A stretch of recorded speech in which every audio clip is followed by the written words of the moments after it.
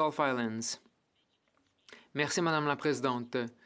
J'aimerais commencer par reconnaître que je me trouve sur le territoire traditionnel des peuples autochtones aujourd'hui.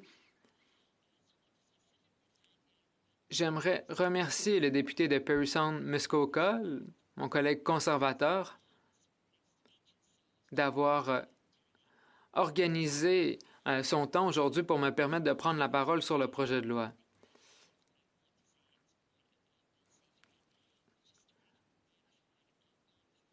Et je pense que je me prononcerai sur le projet de loi C3 d'un point de vue non partisan.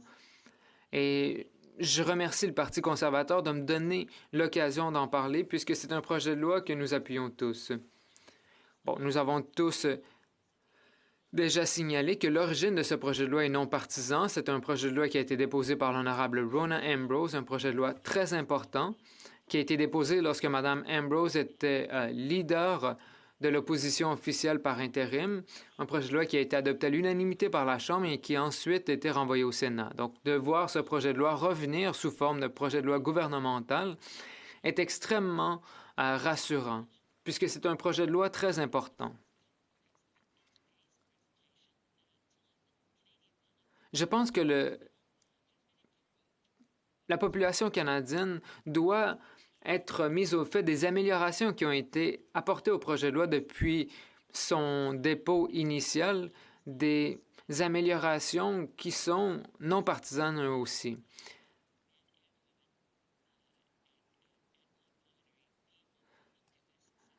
Des hommes, des femmes, des personnes non binaires au Canada ont regardé la situation et se sont dit comment peut-on accepter que des juges qui ont été nommés à la magistrature puissent faire des présomptions sur les victimes. Se dire qu'une personne n'aurait certainement pas réagi d'une telle façon dans une situation de violence sexuelle. Et d'ensuite de présenter cela comme une preuve contre la déclaration des victimes. Donc, c'est ce qui a mené au dépôt du projet de loi.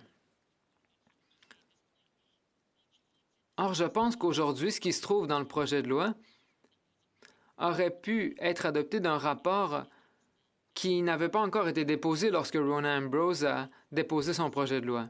C'est l'enquête nationale sur les femmes autochtones disparues et assassinées.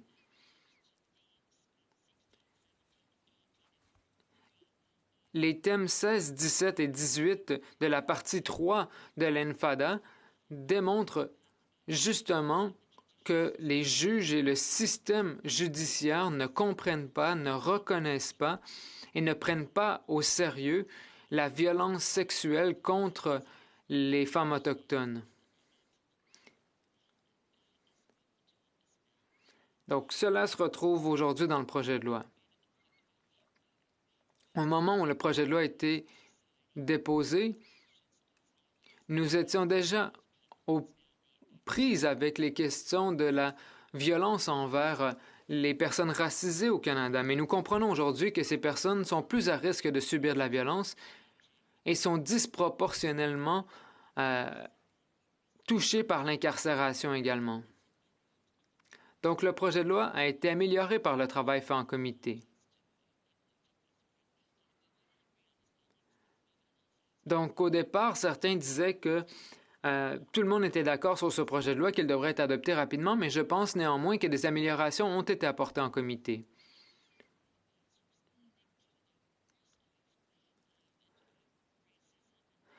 Nous avons tous vu les épisodes de racisme et de violence policière, par exemple le meurtre de George Floyd, et le caucus contre le racisme s'est dit « Ne pourrions-nous pas saisir cette occasion avec ce projet de loi sur la formation des juges pour également les former sur le contexte social, sur l'environnement pour élargir la formation des juges. » Et donc, aujourd'hui, le projet de loi contient un libellé sur le fait que la formation continue des juges doit tenir compte du contexte social et le racisme systémique et la discrimination systémique.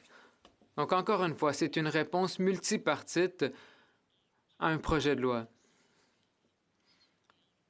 Et je suis fier du travail de l'honorable député de Fredericton, qui est membre du Parti vert, qui a mis de l'avant ces amendements qui ont ensuite été acceptés. Et bon, les Canadiens savent peut-être que les partis qui ont moins de 12 élus à la Chambre des communes ne peuvent participer en comité.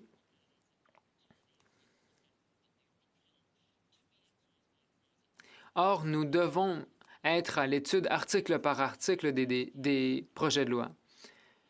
Et donc, la députée de Fredericton est responsable pour cet amendement qui se trouve aujourd'hui dans le projet de loi.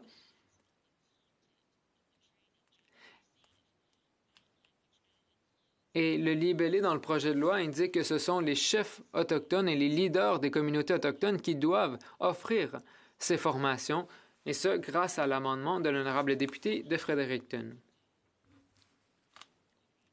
Ce projet de loi démontre ce que nous pouvons atteindre lorsque nous faisons appel à notre meilleure nature, lorsque nous défaisons de la partisanerie.